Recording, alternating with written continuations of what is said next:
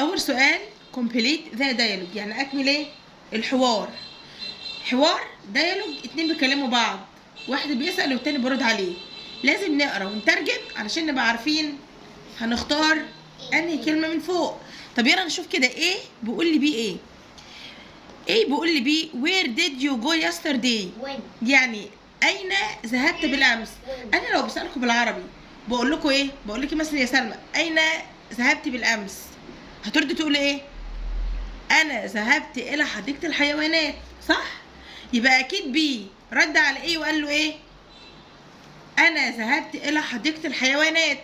طيب يبقى فين الفعل اللي ناقص في الجمله؟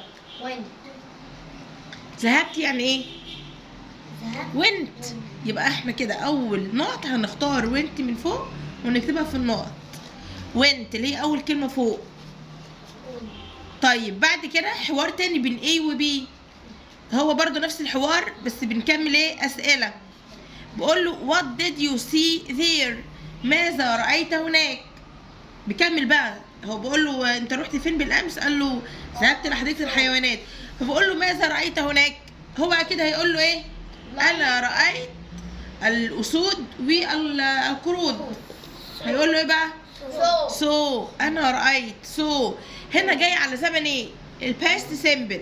في السؤال الفعل بيبقى فين؟ في المصدر، اللي هو مثلا اول جمله حليناها السؤال في جو واحنا خليناها في الاجابه وين. يبقى في السؤال الفعل بيبقى في المصدر، لكن في الاجابه في التصريف الثاني. السؤال الثاني في سي في المصدر في السؤال، يبقى في الاجابه سو. طيب بعد كده choose the correct answer from A B C or D. المفروض A B or C، 3 اختيارات. هنا بقى لازم نقرا الجمله، اللي مش هيقرا الجمله وترجمها هيحل غلط. يلا بقى نشوف اول جمله بتقول ايه. سما نقط هير مام ان اور اجو. هنا في كلمه اجو من الكلمات الداله على زمن الباست سيمبل، الماضي البسيط. انا لما اشوف كلمه من الكلمات الداله على زمن الباست سيمبل، ايه هي الكلمات الداله عليه؟ بالامس يعني ايه؟ يسترداي. منذ يعني ايه؟ اجو. وفي الماضي يعني ايه؟ in the past. وان ذا التاريخ سابق. كل الكلمات اللي بتدل على زمن الماضي البسيط لو شفت منهم اي كلمه في جمله على طول بختار الفعل المصرف في زمن الماضي البسيط لو الجمله ايه؟ مثبته. طب هنا الجمله مثبته، يبقى فين الفعل هنا اللي في الماضي البسيط؟ مين شاطر يقول لي؟ كولد. كولد الاخيره.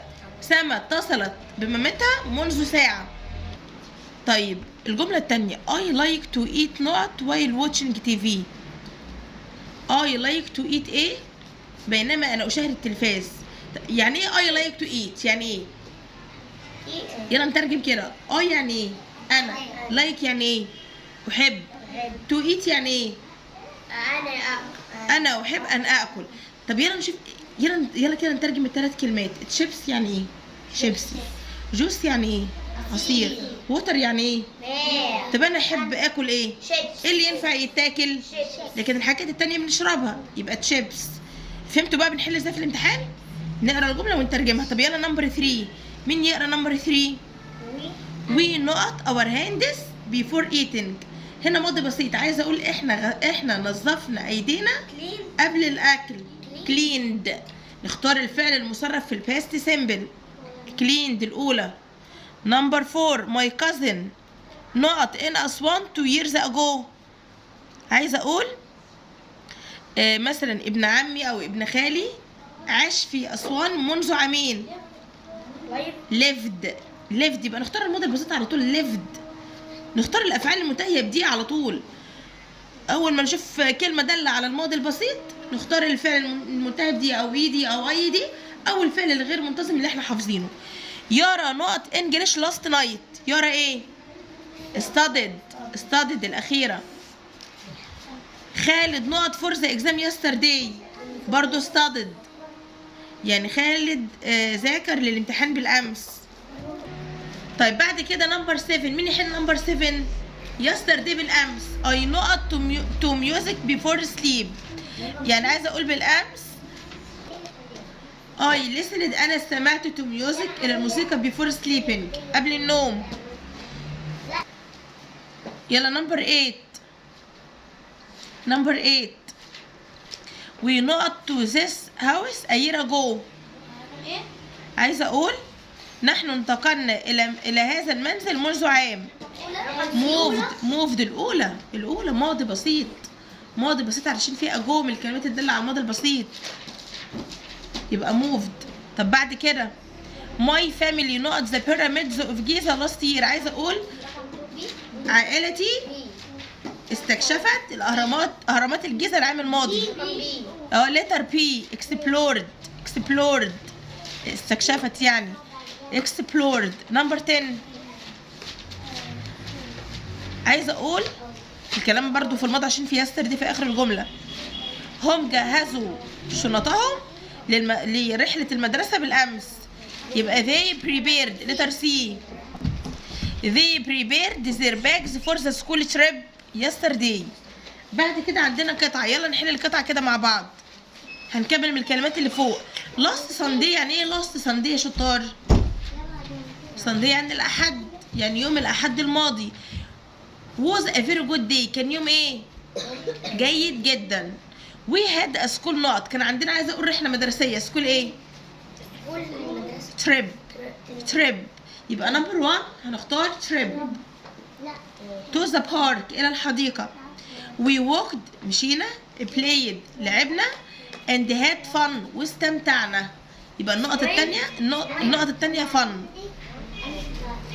at noon في وقت الظهيرة we stopped for lunch توقفنا من أجل الغداء. يبقى النقطة التالتة lunch. with chips and juice وأكلنا عصير وأكلنا شيبسي وشربنا عصير. everyone الجميع smiled ابتسم and enjoyed the day واستمتعنا باليوم، أو الجميع يعني ابتسم واستمتع باليوم. يبقى كده number 1 trip, number 2 fun, number 3 lunch ونمبر 4 smiled. طب يلا نشوف الترتيب. number 1 هتبقى everyone had a good day. everyone had a good day. number 2 I traveled أنا سافرت to أسوان إلى أسوان a year ago منذ عام. number 3 they went on a school trip هم ذهبوا في رحلة مدرسية. number 4 they saw هم رأوا lions الأسود monkeys القرود and elephants والأفيال أو الفيلة. ليه اخترت lions الأول؟ علشان بعدها كوما. احنا لما بنجمع بين أكتر من اسمين في جملة بنحط بين كل اسم والتاني كوما، وقبل آخر حاجة بحط and. بعد كده آخر واحدة في الترتيب هتبقى we cleaned our hands نحن نظفنا أيدينا before eating يعني قبل الأكل. البنكتويت الاتش في هاو وفي الآخر question mark. في نمبر 2 الدبل وفي وي وفي الآخر فول ستوب.